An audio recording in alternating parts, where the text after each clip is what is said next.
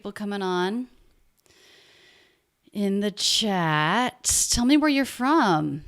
I see someone saying Mexico. What else have we got here? Ciao, Emilio. 4 p.m. Yes, it's happening now. Let me put that in chat. There's a little bit of a delay, but it's coming. Turkey, Ukraine, Central America. Awesome. Hey, everybody. We're live, and there is a little bit of a delay as far as when you see me, but I see you guys in chat. Peru, France, Brazil. Anyone here from Italy? Hey, guys. We've got Stephen from China. We've got Pakistan, Haiti. Love it. Bolivia, Taiwan, Guatemala, El Salvador. Hi, Stony. David, please come get Stony. Going live. Stony wants to come and say hi. We've got Brazil. We've got Algeria.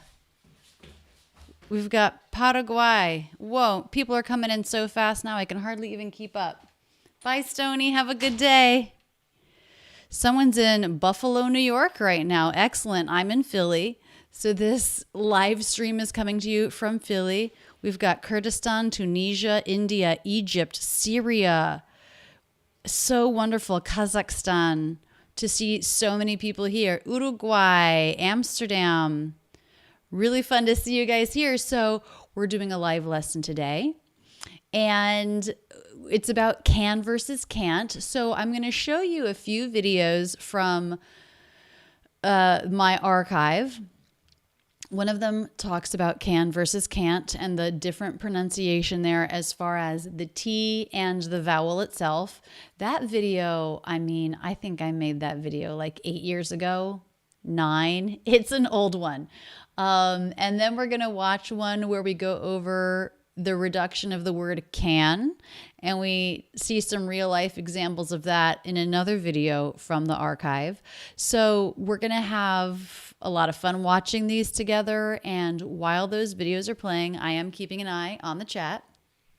So if you have questions, throw them there, and I won't be able to answer everybody's questions, but I will do my best to answer them as I see them coming through. Yeah, and that's how it's going to work. If this is your first time ever joining me in one of my live streams, welcome. Thank you for being here. And this is something that I started doing about a month ago when the coronavirus hit the US more strongly, which was in March.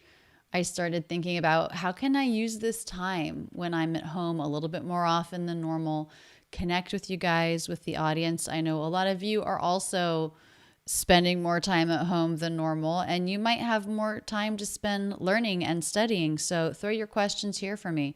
I'm planning on doing this again next week, probably on Friday. I'll announce it ahead of time, but I think I'm going to be moving these Saturday live streams to Friday, so keep an eye out for that. And, there might be a week where I don't do it because you know what? I need a change of scenery. We're thinking about all going to Maine for a week and renting a house there and doing social distancing there, getting there in a day and just see how that works. Basically, move our little nuclear family from here in Philly to somewhere different. Because, we're going a little stir crazy here. I don't know about you guys. Do you know that phrase, stir crazy? If you are stir crazy or you're going stir crazy or you're going to get stir crazy, that just means you spent too much time in the same spot doing the same thing. For example, if it rained all week and you didn't get outside at all, you could say, oh, I'm going stir crazy, or my kids are going stir crazy, or we're so stir crazy, or something like that. Stir crazy. Sort of a fun little idiom to use for that feeling when you just need a change of environment. Okay, so we're going to get started over here with the first video, which is about how to pronounce can versus can't. Pay attention about the T and how that stop T makes a more abrupt ending. And then we'll also look at examples where we talk about how the vowel reduces. All right, let me make myself small here so I'm not blocking the video. And we'll take a listen. Today I'm going to talk about the difference between can and can't. How to hear it, how to say it. You've probably noticed that you cannot rely on hearing t, a good T sound, because most Americans, when they're speaking everyday speech, t, don't release final T's. First of all, if you haven't seen the video on NT contractions, watch that first. In that video, you learned that the N apostrophe T is pronounced a nasal N sound here in the nose cut very short by a stop T. So let's compare the two words. Can, can't. Can, can't. What do you hear being different? Let's not even limit ourselves to just the sounds, but anything. Can, can't. Can you tell that the first word is longer? The stop T of can't. Okay, so are you guys hearing that difference when it's not in a sentence and it's just the word and one of them has a stop T and the other doesn't? Can, can't.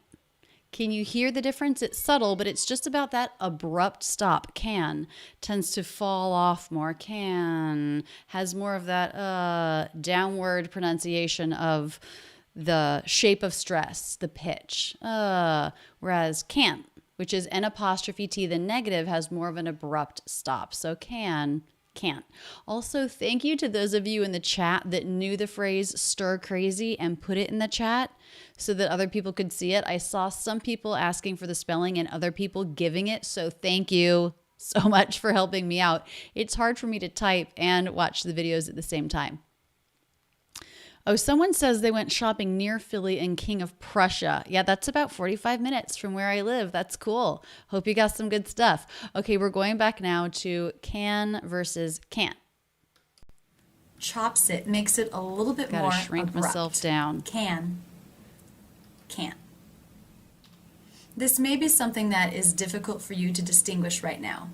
But if you know to listen for can, a little bit longer, a little smoother, versus can't, a little shorter, a little bit more abrupt, it may help you develop an ear for this. A note on the pronunciation of the word can. You've probably noticed that this word often reduces. The a as in bat vowel is changed to the schwa. Can. I can do it. Can. The word can't does not reduce. That vowel sound. Okay, so that's an important distinction there. We have a reduction, and if you've been watching any of my videos for any length of time, I feel pretty confident that you've learned what a reduction is because they come up a lot, and how that affects the language. So in the word can't, that vowel will never change. The T might drop, but the vowel will never change. In the word can, the vowel changes very much, very often, most of the time. Whenever it's a helping verb, it becomes can. So that's pretty different from can. So that is one of our clues about the difference. Now, I saw someone in chat asking about how to pronounce how to, and that's an example of another reduction. The word to reduces very often, and so the vowel, oo, becomes the schwa. So it's actually going to be t most of the time. But you can actually even change the T sound to a flap T, which sounds similar to the American D between vowels. So if I wanted to say how to with that to reduction, I would say howda, howda. Do you know how to open this? Howda, howda. Everyone out there, try it now. Say it out loud. Howda, howda. So I'm saying the word how, I'm flapping my tongue quickly against the roof of the mouth, and then it's a very neutral schwa sound, howda. Do you know how to do this? I need to know how to do this. Can someone help me learn how to do this? Howda, howda, howda. And that's what we're talking about here with can, the reduction. It becomes can, said so fast. Now, later in this video, we're going to see a lot of examples of that word, that can, reduced to can in real life English. Okay, let's head back, check in, and we're going to finish out this video, which is on can versus can't, and we'll be looking at some of those examples where the vowel reduces, but then also some where it doesn't, so that you can focus a little bit more on what that stop T feels like, so you can also use that as a way to differentiate the two words. Okay, let's keep going. Never changes into the schwa sound. So that's another way to help you distinguish between these two words. Let's look at some sentences. I can understand. I can't understand. Could you hear the difference? I can understand. I can't understand. Can, can't. Can, can't. The vowel sound is different because in the first sentence it's being reduced to the schwa. And here, can you help later? I can't. I can. I can't. I can. Do you sense that the first response is a little bit more abrupt? I can't. I can't. And the second one a little bit more relaxed, can, a little smoother. That one might have been a little harder because the vowel didn't change. I told her I can't. Okay, taking a break from that, a couple questions coming in. Someone asked about cannot. What happened to the word cannot? How is it pronounced? Do we use it? We definitely do use it sometimes. And if we do, we would probably stress the not. I cannot believe she said that. I cannot understand why they would do that. Have you ever heard that now that I'm saying it? I'm saying it by reducing the first syllable, can, and then really stressing the second syllable. I cannot believe what happened. It's a little bit stronger, a little bit more dramatic than can't, which has the same meaning. It's just a contraction. I can't believe that happened. I cannot believe that happened. So it brings a little bit more stress and drama to the situation if we use the word cannot. Someone else asked, with the word can, how would we pronounce that N before an S? Like, I can see. I can see you. I can see. The person was asking about that transition. So if I say, I can see, my tongue is up at the roof of the mouth for the N. I can. Then to make the S, I just let my teeth be together if they're not already. I can. And I do bring my tongue tip down. So it's not far because my jaw is barely open at all, but it goes from N to I then feel my tongue tip behind my bottom front teeth, and I let the air come through. I can see. I can see. Okay, we're going to head back to the video where we're hearing more examples of can versus can't, and of course, without can't being pronounced that fully. I told her I can. Again, the vowel is the same in both of them. I told her I can't. I told her I can. But do you notice that the last can, a little smoother and a little longer? I told her I can't. More abrupt in that first sentence. You can come. You can't come. You can come. You can't come. In the first sentence, the word can is reduced so much. Can. You can come. It's almost not even there. You can come. You can't come. So the two tricks here are, one, if the sound is abrupt and chopped, can't, then it's the word can't. And two, if the vowel sound changes to the schwa, then it's the word can. I can do it. That's it, and thanks so much for using Rachel's English. Okay, excellent. Ending out that video. Don't worry, we have another one queued up. So someone, I think I saw to pronounce the name Shalwe, said they go to school at University City in Philly. Awesome. Hello. I'm just across the river from you, as you know. Okay, so someone asked how to pronounce COVID-19. COVID in American English, we would do that with first syllable stress, COVID, and then 19 would have second syllable stress, COVID-19. Actually, if you go to YouTube and you search Rachel's English coronavirus or COVID-19, I did make a video about that about probably 6 weeks ago now, where I go over the pronunciation and some of the terms that you may hear or see in the news regarding what's happening, the current situation. Okay, someone is asking, how much do you need every day to improve your English? 1 hour or 2? I would say 2 would probably get you there faster, but it really depends on what you're doing with that time. Of course, you want to be using the right materials, and you want to make sure that you're not burning yourself out to the point where you're having a harder time absorbing what you're studying. And you want to study a variety of different ways with a variety of different things. You could do some vocabulary study out of a vocabulary builder book, but then also do some watching television or listening to a podcast, finding key phrases. This is where it could be useful to take an online course or watch a video on YouTube on a subject that's important to you. Like if you're a physics student, try to watch YouTube videos in English on physics so that you're seeing the pronunciation, you're hearing the pronunciation of the words you need, you're seeing key phrases, you can learn the grammar of specific topics that are important to you. Someone says in the phrase can't try, which T is released? Let's change that to can't take, because in the word can't try, that TR cluster is usually going to be pronounced CHR. Most Americans will do that. Have you noticed?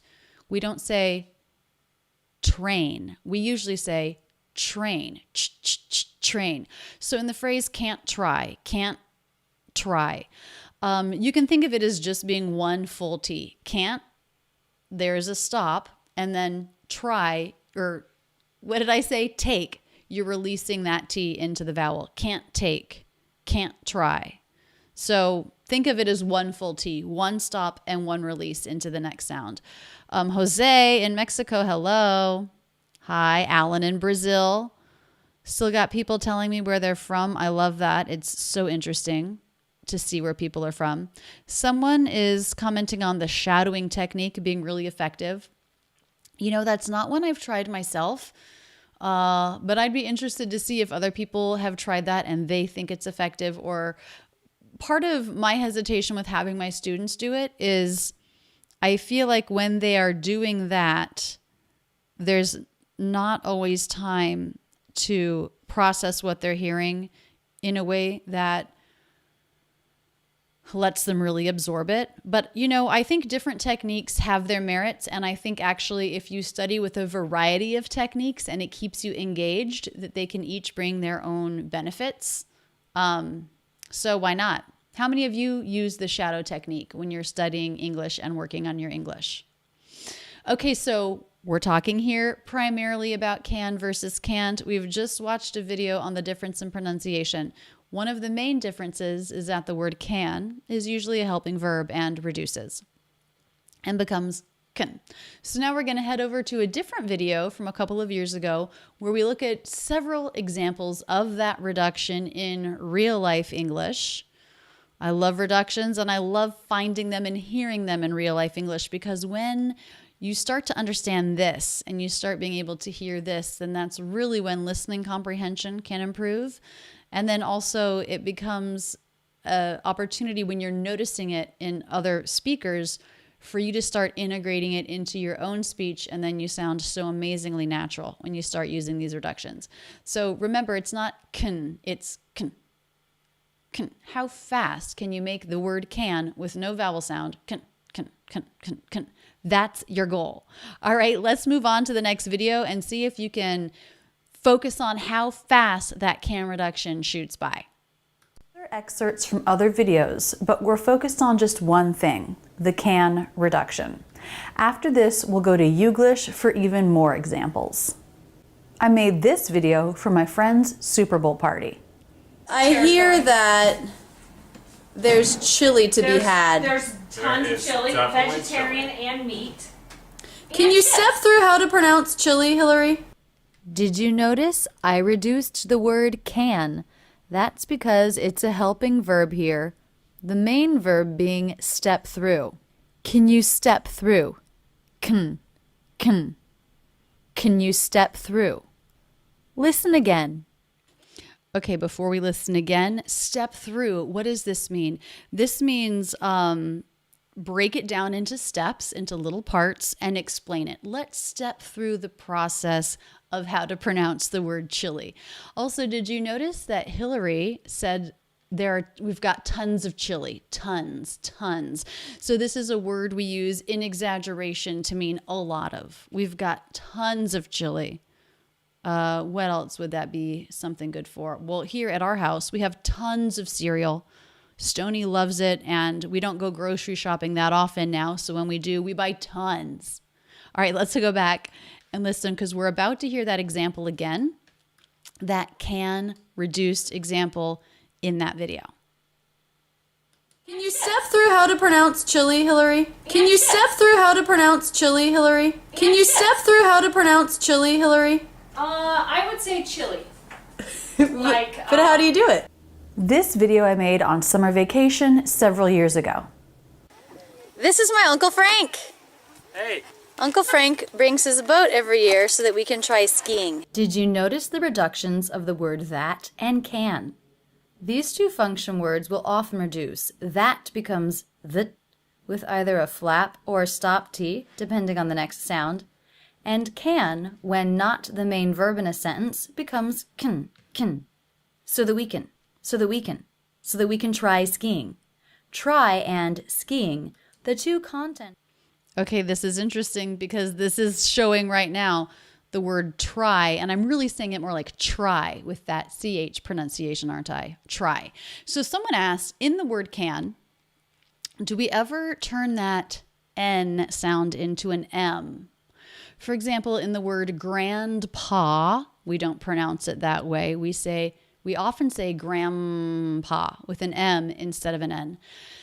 But in the word can, do I think the N changes into an M when we reduce it? No, I don't. I can see. I can do that. Come do. No, I don't think so. Actually, the N we can make a little bit faster because it's just about the tongue. And I think we can move that a little faster than our lips. So I don't think that is something that I've ever heard or noticed. And, I've done a lot of analyzing. And when I'm working on a Ben Franklin style analysis, which you've probably seen on this channel before, I really slow stuff down and I listen to it many times in order to decide how I want to talk about how it's pronounced. And I don't think I've ever once thought that I was hearing the N changing to an M in that reduction. So my answer to that would be no. I don't think we do that. Someone says, what accent are you teaching? So I teach what's called the standard American accent. It's not associated with any particular region, although I have also heard it called Midwestern English, and that is a region. I've also heard it called broadcaster English. But basically, I try to teach a very neutral American accent. Someone says, how long have you lived in Philadelphia as far as what year? I'm not good at that. I'm not good at remembering dates. I think I've been in Philadelphia for 6 or 7 years, something like that. I should probably be able to know when did I move? I moved in January. I know that. I just don't know what year. Okay, let's continue on with these real life English examples of the can reduction where it becomes can. Words in this sentence are clearly much longer than so that we can. These 4 function words are low in pitch and very fast. Listen again. So that we can try skiing. Ani, did you make that necklace? Can you hold it up for me? Another reduction of can. Can you. Can you hold it up for me? Can you hold it up for me? I made this video after Hurricane Sandy hit the U.S. Laura, the reason why I can hardly see you is because power's out. In this sentence, the word can is a helping verb. It's not the main verb. So it's a function word, and I'm reducing it to can. I can. Listen again. Laura, the reason why I can hardly see you is because power's out. That's correct. Of course, it looks like can't see her at all, but I could see her in real life a little bit better than that. Okay, a couple other questions coming through. So someone says, what about when can is the main verb? Then you do fully pronounce it. For example, if someone said, who can help tomorrow? I could say, I can. And if that's my only verb in my sentence, I can. Then it's going to be fully pronounced can. If I was going to make the sentence a little bit longer and I would say, I can do it, I can help, then I'm going to reduce it to can. But if it's all I'm saying, I can, or I just lost my train of thought. I was going to say, can you? But there I would reduce it. Whoa, the lighting just changed in my room and look what happened to my green screen. No, the sun went behind the clouds. Oh, no. So now everyone knows that this is not actually the room I'm in. I'm using a green screen. And it looked great, didn't it? It looked so great until the sun went behind the cloud. Let me see if I can change that here on the fly. Do you know that phrase? On the fly means in the moment. But I don't know if I can do much that's going to make a difference. There we go. Okay. That's a little bit better, isn't it? Sorry about that, guys. Whew, there's so many things you have to do when you're a YouTuber. You have to say what you want to say. You have to make sure the setup is right, make sure the lighting is right, make sure you shrink yourself down when you start the video. Oh, it's a challenge. All right, let's head back to that video. And hopefully the lighting won't change again. If you ever need to recharge anything, just come on up to my apartment. You can have all the power and internet that you want. Another can reduction. You can have. You can have all the power and internet that you want. Will do. And hot water. Thank you. You're welcome. In this video, I interview a broadcaster, Erica Hill. If I don't know how to pronounce it, I'll look it up. So I will either call the international desk and see if there's someone there who is familiar, if it's a different language, who's a native speaker of that language, so that they can say it for me. Ms. Hill's speech, as with all native speakers, is filled with reductions. Here, she's given us a great example of the reduction of the word can, so that they can say it for me. Here, can is a helping verb, and say is the main verb. Most of the time, can is a helping verb. In these cases, we reduce the pronunciation to kn. So we change the vowel to the schwa, but just like in yer, the next consonant, here the N, absorbs the schwa, so it's just two sounds, k, n, kn, kn. Okay, is everybody going to try that? Try that. Don't just watch it. Try it. Kn, kn, kn.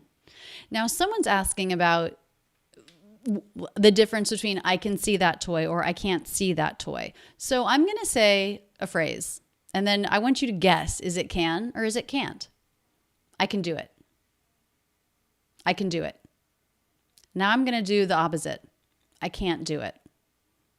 I can't do it. Which one do you think was first, can or can't? I'll do it again. I can do it. Are you hearing it? It's can, the reduction said very quickly, can. So the difference is can, I can do it. Can, I can't do it. Can, can't, can't. And in the rest of this video that we're watching here now, these are all reductions. So they're all can, but reduced. And also, thank you guys for all of your chat. I love reading them as they come in. Someone says, what's the meaning of blah, blah, blah? Well, we would do that if somebody was saying something and we didn't need to hear more. Or if we were saying something and we didn't feel like we needed to explain it more, we could say blah, blah, blah, blah, blah, blah. It's sort of like saying, you know what I mean, or I'm not going to go into the details, or this is getting boring. Hopefully you don't think that about this video. All right, let's continue on. We're interviewing a broadcaster here. She's awesome. She works for NBC and she talks really fast. So we have a lot of reductions, not just the can reduction that she's using as she goes. She says it incredibly fast, but the main verb, say, has much more length and that nice shape of a stressed syllable. Can say. This rhythmic contrast of short and long syllables is very important in American English. So that they can say it for me, or I'll look it up online. If I can't find it, if it's a regular word, I'll go to one of the dictionary websites, and oftentimes you can hit a button and you can hear that word. Yes. You can hit. Again, a great reduction of the function word, the helping verb can. You can. And oftentimes you can hit a button and you can Right. hear that word. Yes. Another can reduction, can hear. You can Right, hear right. that word. Yes. I'll do that, or I will go and listen to whatever I can find in terms of video online. Another can reduction, confined. I'll do that, or I will go and listen to whatever I can find in terms of video online to hear if it's the Okay, everyone try that. Whatever I can find. Whatever I can find. Can. Try it out loud now. Isolate the word can. And then we'll do the whole phrase. Whatever I can find. It's kind of hard, isn't it? Whatever I can find. Whatever I can find. I can. I can is I can. Whatever I can find. Do you ever use this reduction? If you don't, really try it. Come up with a bunch of phrases where you would use the word can and do it reduced. I can try it. I can do it. I can see it. I can cook. Whatever. Can put it with any verb. All right, let's keep going. to hear that person saying their name. So it can be time consuming. It can be, yeah. It can be time consuming. Here, we're stressing the word can. Not always, but it can be. So we're not reducing the word. We're keeping the a as in bat vowel. So it can be time consuming. It can be. Yeah, but it's worth it. Yeah. I think one of the worst things you can do is mispronounce someone's name. Yeah. In this video, I'm on top of a mountain. Okay, so someone asked, what if can is the first word? Then should you not reduce it? Are you still able to reduce it? You can definitely still reduce it.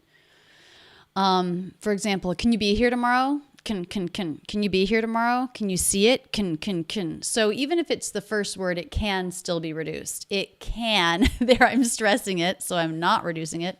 It can still be reduced. Can.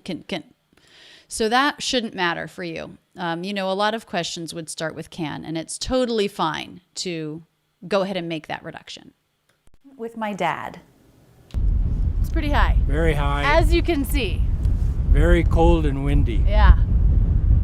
We just heard two more reductions. The word can, a helping verb here, was reduced to can. How fast can you make that? Practice with me. Can see. Listen again. You can see. You can see. You can see. In this video, I'm on vacation. Can. Okay, someone was just clarifying. So when it's emphatic, you don't need to reduce it. That's right. If you want to stress it for its own meaning, then you can certainly stress it. If someone says, Rachel, you can't do that. You can't. No, you're not good enough. You can't do it. I could say, yes, I can. And I could stress it. Now, there I would also be stressing it because it's the only verb in the sentence. So let's think of something else. Maybe someone says, Rachel, you can't bake that. There's not time before we need to leave the house. You can't do it. I would say, yes, I can bake it. There's plenty of time. Can. So you can stress it if you need to bring more attention to that word, like I just did. If we're discussing can you or can't you, and you want to bring attention to you can, then you don't have to reduce it. But most of the time, in most of the cases, it is going to make way more sense to reduce it. It's going to sound smoother and more natural. So it's definitely worth understanding how that works. Also because you're going to hear it all the time. And if you're expecting to hear can and all you're hearing is can, then you might not pick it up. So when you know about it, and you go and you listen to as many examples of it as you can, then you're going to start to hear it and notice it in conversation, and then your listening comprehension will go up, which of course is great because we all want to be able to converse comfortably in the language that we're studying. Okay, let's keep going. With my family. Can you wave, Gina? Hi. Can you wave? We reduce can when it's a helping verb. That is not the main verb in a sentence. Wave is the main verb. Most of the time, can is a helping verb. Can. Can you wave? Listen again. Can you wave, Gina? Can you wave, Gina? Can you wave, Gina? Hi. In this video, I'm at a nature reserve with my family. Okay, can you wave? Can you wave? Someone in chat is asking about can't and mustn't. So mustn't in American English is something that is very rarely used. If there is 100% no chance for someone to do it, you can still say can't. You can't do that. It can't be done. You don't have to say mustn't. You mustn't do that. I just don't think that that is natural at all. I think if anyone used that word, it would sound a little bit odd at this point. It's just not, we use can't. We don't use mustn't. It sounds a little bit very, very formal and old-fashioned is what it sounds like. So go ahead and use can't. It's just going to sound a little bit more natural and normal in spoken American English. Okay, let's go on. We're going to look at another example here from the video. Can you see the gators? Can ya? Here I've reduced you again, y, with the schwa. I've also reduced can. We do this all the time when it's a helping verb, and it's almost always a helping verb. This means it's not the main verb in the sentence. Can you see the gators? See was the main verb and can a helping verb. Since the N is a syllabic consonant, it overtakes the vowel, the schwa. You don't need to worry about making it. So just... Okay, this is awesome because someone just said in the chat, so basically there is no vowel in this reduction. That's right.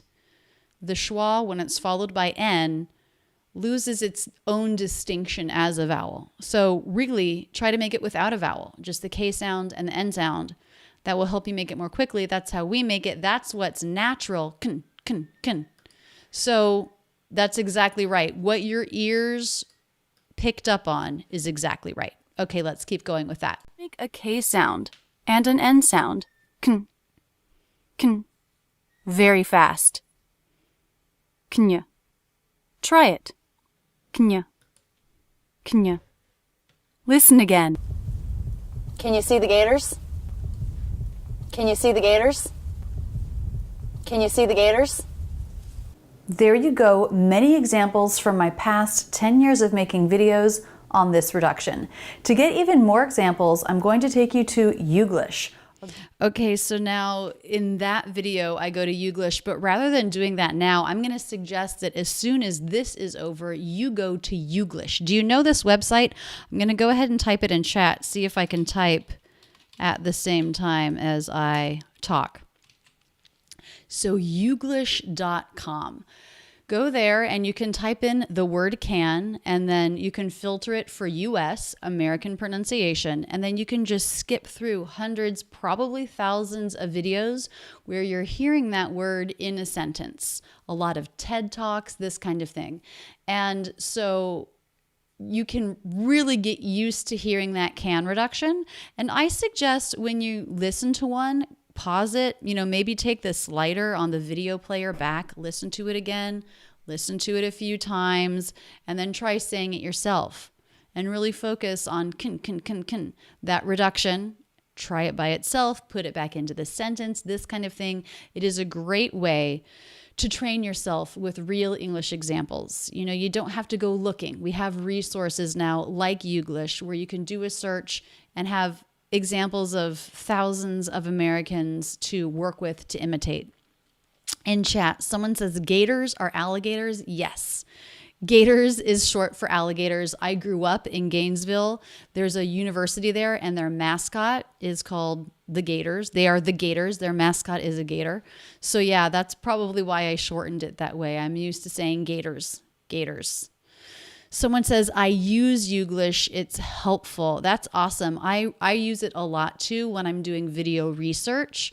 And then also when I want to give examples to my students, I'll say, go to Youglish, check it out. You can hear me do it, but if you can go hear 100 people do it, that's even better, isn't it? It gives you much more context. Also, if there's a word that you use a lot in your work or in what you study, go there and type it in. And not only will you see so many examples of Americans using that word and hear that pronunciation over and over again, but you'll also start to understand the grammar about how that word is used. And, you can write down phrases that you're going to want to remember and use yourself. So it really is a wonderful resource to use. Okay, guys, this has been such a pleasure to be here with you and work on this topic. I really appreciate you guys putting in your questions in the chat, especially the ones that are about the topic. It just helps me make this lesson more complete. So thank you so much for being here, and please share this with your friends. They don't have to be here live to see it because it's going to stay up on my YouTube channel. So if you learned something, share it with somebody. Say, hey, if you're at all confused about can versus can't, check this out. And I will be going live again next week, probably on Friday. I'll let you know. Do you follow me on Instagram? If not, do, because I will post there. I will try to remember to post to my YouTube stories. I'm still getting used to all of the ways I should be using social media. But on Instagram, it's just Rachel's English. I have about, I think, 20 to 25,000 followers. So make sure you're following that one. There are a few accounts where they have my picture, but there are almost no followers. So don't follow those. I actually noticed once that one of my personal friends was following one of those fake accounts thinking it was me. And I had to say, don't follow that. That's not me. But thank you guys so much for being here, and I will see you again at the next live stream. You're wonderful. Stay safe, stay healthy, and go.